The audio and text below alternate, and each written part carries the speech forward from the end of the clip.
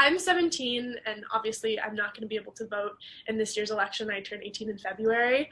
But I was just wondering what it was like for you the first time you voted. Like, were you super excited?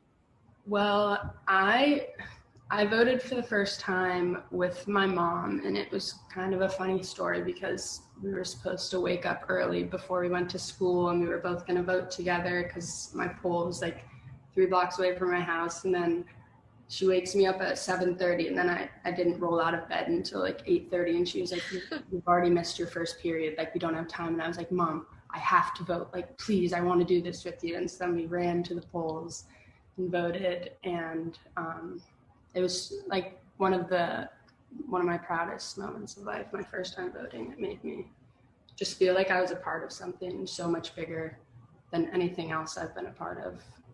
Right. What do you think that like people like me who are underage and not able to vote, like how do you think that we can help and still feel like we're contributing to like what you were saying, to feel like part of something?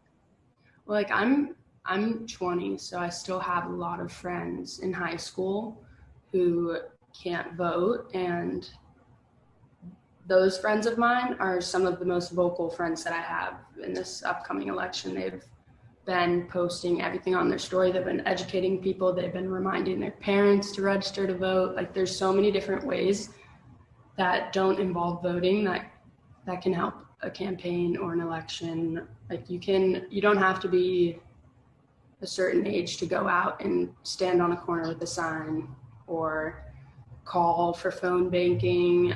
Like there's so many different ways that you can get involved.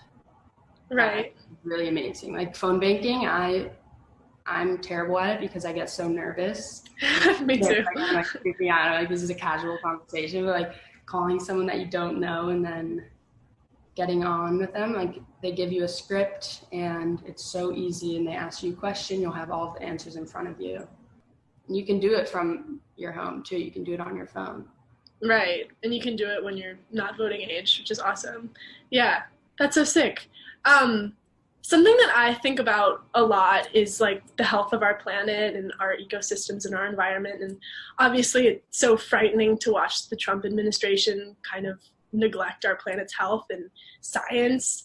And so I wanted to ask you how you think that your grandpa is going to ensure that our generation and future generations get to grow up in a planet that's safe and healthy for all of us.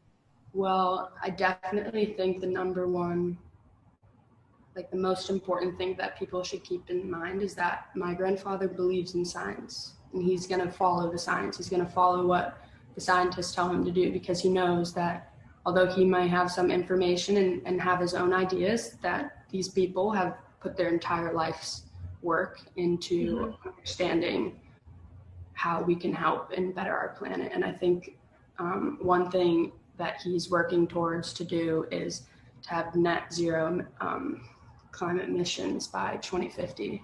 Right. And I think he just, like, that's his most important thing. He's always thinking about what he's doing for everyone else, not for himself. And I think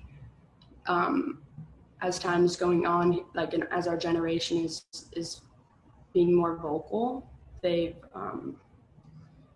like understood that right. This generation, it means a lot to us to have our future in a sustainable and healthy environment. And I think totally. Me and all of my cousins and my sisters have been very vocal, and he's always listened to us when it comes to that. That's amazing. So we all kind of like know your grandpa as like the vice president, obviously, but like what's it like to just have like Grandpa Joe? Like what's that like? Grandpa Joe, well, we call him Pop, which some people get confused about. But he is just, he's just the best. Like, he's like a second father to me, like to everyone, to all of us. Like he's always there. Like he's as involved as my dad is in my life and my mom, which is something that I find a lot of people don't have the relationship with their grandfather in that right. sense. He's like, I call him every single day and ask him how his day is, and he calls me and tells me how his day is. That's awesome. I mean, especially now it's been different because I haven't been able to see him as much. But when he's not campaigning, he is just doing whatever you want to do, which is so much fun because you could literally say anything. I could say, Pop, can we go out onto the lake and fish for 4 hours? And he's like, that sounds amazing. Let's go and do that. And I'm like, can we go to the movies tonight? And then let's go to Charcoal Pit afterwards. And then let's get ice cream on the way home. And then like, it's just the best. And especially when I was younger too, he's always there for me and tucks me into bed, like tells us a story before we fell asleep. It's really nice. He's the best Pop I know ever. That's so rare. That's amazing. Like, where does he find the time? He's just Superman doing all of that.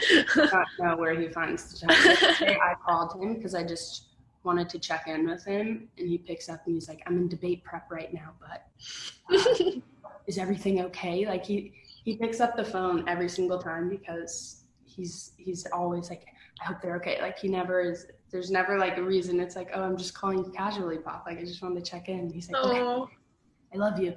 Can I call you back in 30 minutes? I'm on the phone with a few people right now going over like the debate.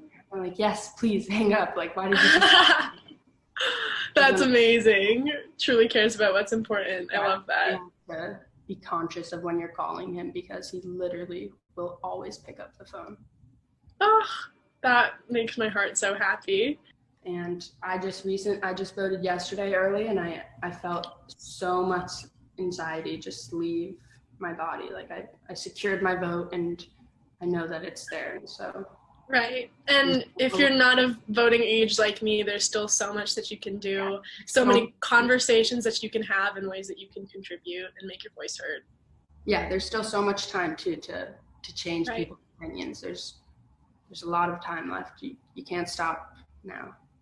Right. Yay, amazing. It was so nice to meet you, Maisy. You're the greatest. Yeah, it was nice to meet you.